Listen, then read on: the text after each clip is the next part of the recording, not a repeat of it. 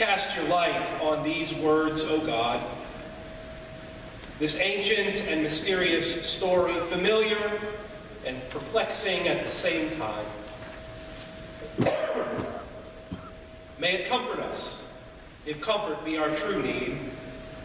May it discomfort us, if discomfort be our truer need. And now may the words of my mouth and the meditations of each one of our hearts be acceptable in your sight, O God, our rock and our Redeemer. Amen. So we are reading the account of the arrival of the Magi and the escape and the massacre that followed. We're in Matthew's Gospel in the 2nd chapter. In the time of King Herod, after Jesus was born in Bethlehem of Judea, Magi from the east came to Jerusalem asking, "Where is the child who has been born King of the Jews? For we observed his star at its rising, and we have come to pay him homage." When King Herod heard this, he was frightened, and all Jerusalem with him, and called together all the chief priests and the scribes of the people. Herod inquired of them where the Messiah was to be born, and they told him, "In Bethlehem of Judea, for so it has been written by the prophet. And you, Bethlehem, in the land of Judah, are by no means least among the rulers of Judah, for from you shall come a ruler who is to shepherd my people Israel." Then Herod secretly called for the Magi and learned from them the exact time when the star had appeared. And then he sent them to Bethlehem, saying, "Go and search diligently for the child, and when you have found him, bring in me word, so I may also go and pay him homage." When they had heard the king, they set out, and there ahead of them went the star that they had seen at its rising, until it stopped over the place where the child was. When they saw that the star had stopped, they were overwhelmed with joy. And on entering the house, they saw the child with Mary, his mother, and they knelt down and paid him homage. And then opening their treasure chest, they offered him gifts of gold, frankincense, and myrrh. And having then been warned in a dream not to return to Herod, they left for their own country by another road. Now after they left, an angel of the Lord appeared to Joseph in a dream and said, "Get up, take the child and his mother and flee to Egypt, and remain there until I tell you, for Herod is about to search for the child to destroy him." And Joseph got up and took the child and his mother by night, and they went to Egypt, and remained there until the death of Herod. This was to fulfill what had been spoken by the Lord through the prophet, "Out of Egypt I have called my son." When Herod saw that he had been tricked by the Magi, he was infuriated, and he sent and killed all of the children in and around Bethlehem who were 2 years old or under, according to the time that he had learned from the Magi. And then was fulfilled what had been spoken through the prophet Jeremiah. A voice was heard in Ramah, wailing and loud lamentations, Rachel weeping for her children. She refused to be consoled because they were no more. This is the word of the Lord. Thanks be to God.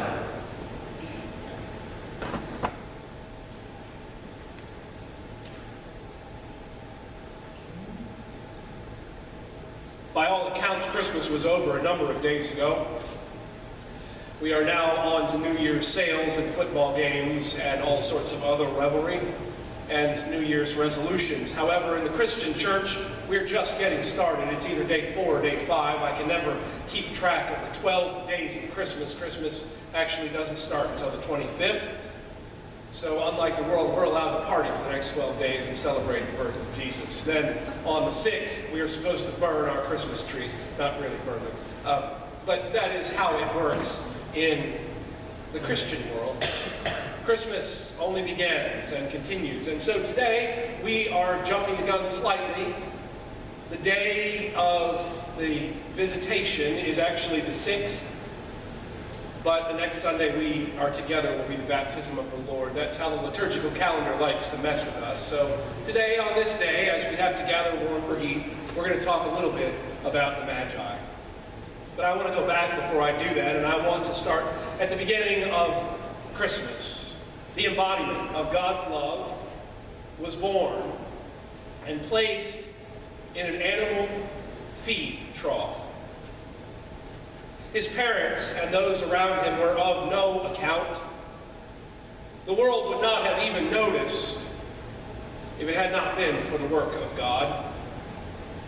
And yet, when we hear this story, it always comes to seem like a surprise. And the truth is, though, if we know the stories of our faith, it really shouldn't surprise us.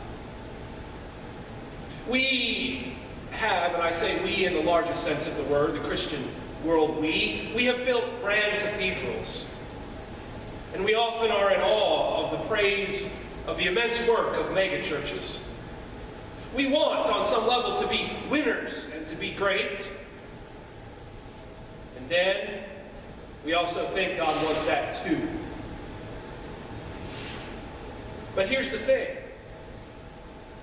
God started this work of blessing the world with an 80-year-old couple. Created a covenant with them that they would bless the entire world. Then later on, God chose the child of a slave people to lead a revolt that brought down the most powerful empire the world had known at that time, Egypt. And then God rose up prophets who were not on the payroll to speak words of justice for the poor, the widow, and the immigrant. Not as enemies and troublemakers, but as those who God had special care for, and we should too. And then God chose an unmarried young woman to birth Jesus, a group of people who were seen as even outside the centers of power. We have to remember this because this is the way God always works. Outside of our expectations, outside of the accolades, outside of the attention of the world. This is why the birth of Jesus really should not surprise us, but often remind us that we won't be prepared when God comes calling. We won't be ready. We will be forgetful. But God will not forget. When we look for the great signs in the sky, God works quietly.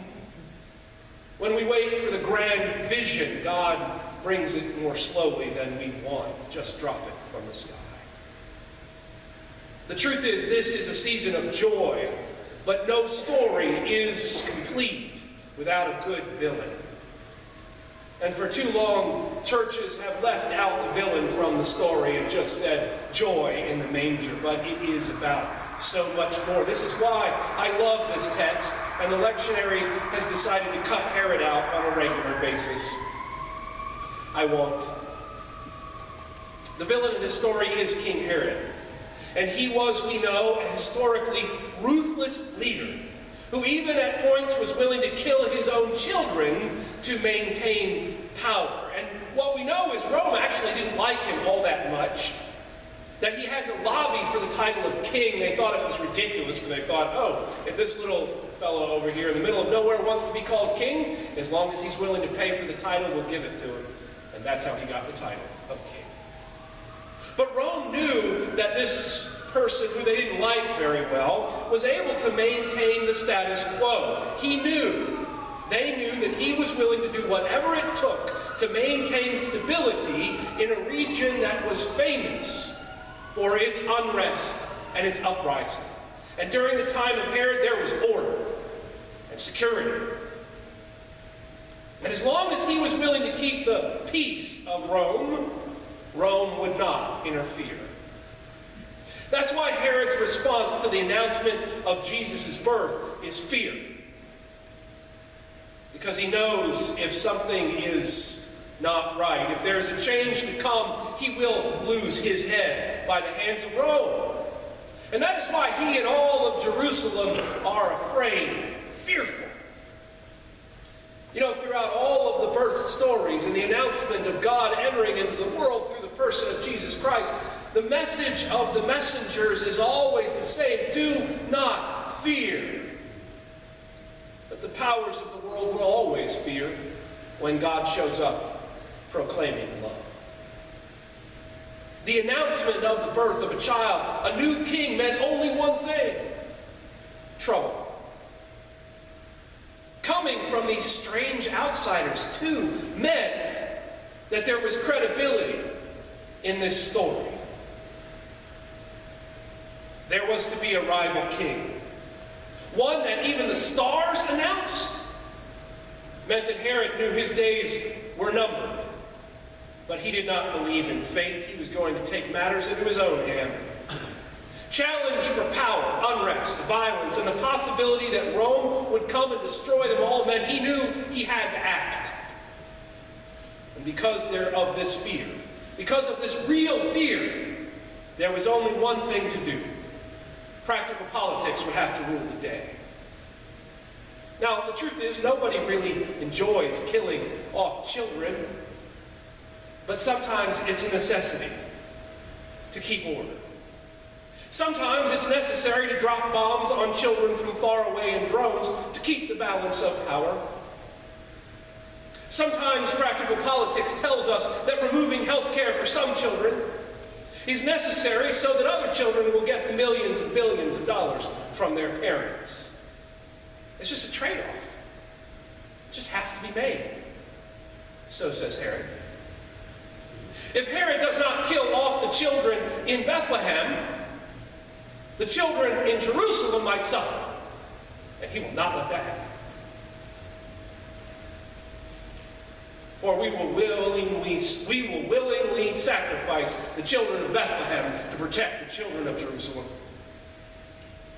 And in the end, it will be easy to put God's stamp of approval on this inequality, because the priests and the prophets, Herod knows, are on his payroll, and they'll spin it for his benefit. It's called the prosperity gospel, or something like that. Do a little charity here and there, and the inequality will just seem a part of God's plan, or something like that. So Herod kills all of the male and female children in and around Bethlehem, and no one even notices. Historians say that that probably would have been about 20 kids, given the size of Bethlehem, so the fact that no one noticed should come as no surprise. But historians will also say that never happened. We have no historical record of the children being killed in Bethlehem, so it couldn't have happened. Really? Do you think it's possible that a political leader could kill off 20 children in a remote village and no one would know about it? How many people have been killed in the last year in our drone war? Anybody know? Case in point. In fact, it happens all the time. Children are being sacrificed all the time, and no one sees it or notices it outside the circles of power, and the children of Jerusalem go on life thinking that God is on their side, that everything's just going to work out, not knowing that someone's been pulling the levers all the time to make sure that it's Bethlehem's children and not Jerusalem's children who suffer. They go along oblivious to the evil done in their name. And then they too grow up to be the leaders of Herods. There are so many examples in our own world of how we sacrifice the children of Bethlehem in the name of protecting the children of Jerusalem. Now, we don't say it that way, because that would put too fine a point on it. But the stories are epidemic. Educational inequality. Some of you know that I have been coaching basketball in the city schools, and we travel to different schools. And if you haven't been in one of our city high schools recently, you should go and be embarrassed. Our kids don't even want to go in the locker room, it's so bad. Until we go out west to play one of the county schools. It's like we've gone to a whole nother world. It must just be God's way. Says the prophets of the payroll. Food deserts, food insecurity, rampant hunger, healthcare disparity, lack of economic opportunity. We could spend all day talking about these things. I could list them and share them until we are full of despair. But I'm not going to do that this morning. You know. What I want to say is that in the face of this continued sacrifice of the children of Bethlehem, we are not powerless. We are not powerless. We may not be able to deal with all the ways in which Herod and the Herods of our day are looking to sacrifice the children of Bethlehem, but we can do something. When we are faced with the false belief that the children of Jerusalem are more valued than the children of Bethlehem, we must reject it. And I want to share with you one of the ways that's been happening. It's a good news story, I suppose, or a reminder that we are all called to find some place in our lives to be part of the dismantling of the way of Herod. Some of you might have heard the term school-to-prison pipeline. In the state of Missouri, we lead the way in that horrible reality. But the truth is, it just begins with the disparity between which the children of Jerusalem and the children of Bethlehem are treated. Back on October 17th, in the Post-Dispatch, there was a story that reported on a report from the ACLU of Missouri. And it details the way in which black students and students with disabilities are disproportionately suspended, arrested, and otherwise disciplined in Missouri schools. Now, you're thinking high school. I'm telling you, there was a policy in place where they would arrest kids in kindergarten. The report found that Missouri schools, in line with a nationwide trend, have suspended black students 4 times more often than white students. And it is a phenomenon that is not based on the problem with the black students, but on racial bias, lack of understanding, and a misunderstanding of trauma. Students with documented learning or behavioral disabilities were given out-of-school suspensions more than 3 times as often as other students. And here's one for you. Missouri schools expel more preschoolers than 42 other states. Preschoolers! Tell me that we value the children of Jerusalem as much as we value the children of Bethlehem. Tell me that we aren't sacrificing in the same way as Herod, just by a different name. So what that means is we have a generation of children who are out of the classroom, who are not learning, and more likely to drop out of school, repeat a grade, and become incarcerated. But we already know how to deal with this, and no one wants to. But there are people who are. It has a solution. It has multiple solutions, and there are people who are working on it. Some of you might be familiar with Metropolitan Congregations United. It's been working on this issue for a long time, and it actually began when one of the organizers sat down with students and asked them, what should we do to change things? And they said it's out-of-school suspensions. It's got to start there, among other things. We have teachers who are not who don't understand cultural differences, and let alone the issues of the reality. Developing an understanding and a change is key. The good news is a few of our school districts are doing this. St. Louis Public Schools has banned out-of-school suspension through 2nd grade. It is progress. Maplewood Richmond Heights has done the same thing through 3rd grade. Now, I share this to say that it is not enough to point out simply that there is disparity between the children of Jerusalem and the children of Bethlehem. It is not enough for us to shed tears for the children sacrificed on the altar of expediency. It is something, and we must, but it is not enough to wring our hands, because we can do something. Maybe school-to-prison pipeline isn't exactly where you are driven to work, But there is something that you can do in your own lives to see that there is value, equal life value, in the children of Bethlehem and the children of Jerusalem. But there is something each one of us can do. Because I will tell you, two of our members are intimately involved in this struggle. If I had talked with them ahead of time, I would have named them in this conversation today. But if you Google those articles, you'll see who they are. And it is out of their faith, I know, because I've spoken with them. It is out of their sense of who God has called them to be in the work that they were already doing, seeing an opportunity to make a change. They got involved where they already were and sought to be part of the solution.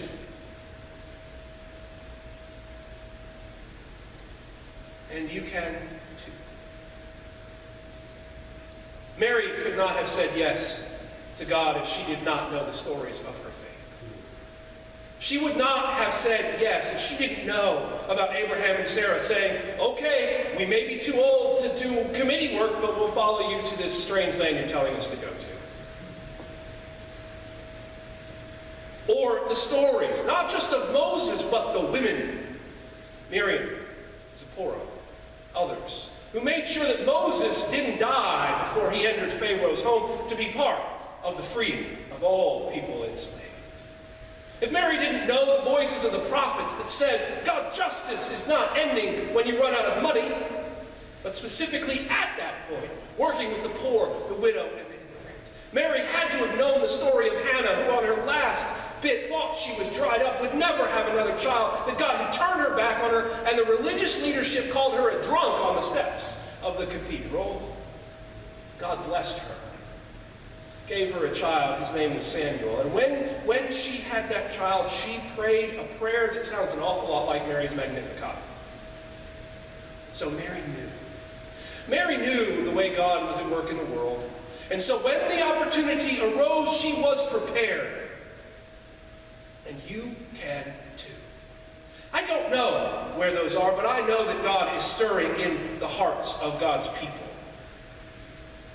So that when we face the Herods of our day, and you might already have that in your head right now.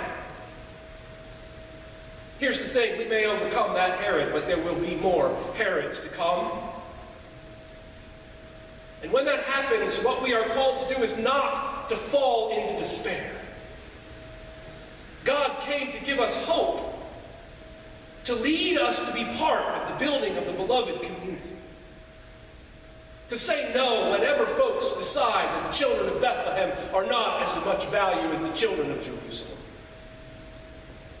Let us stand up to find some place to be part of reminding that the world, that the children of Bethlehem sacrificed on that day were the end of the story. We will not allow it anymore. They were beloved of God, and they are of great value. It is our calling to find out where to put a monkey wrench in the Herod's work of the day. For some of that might be a grand story. You might get your name in the newspaper. But for most of us, that will not be the case. It will be small, important actions. Wherever God is stirring in your life, it is my prayer that you too remember the stories of our faith. So that when the opportunity presents itself to be part of building this beloved community, then you are ready to say, let it be with me according to your will.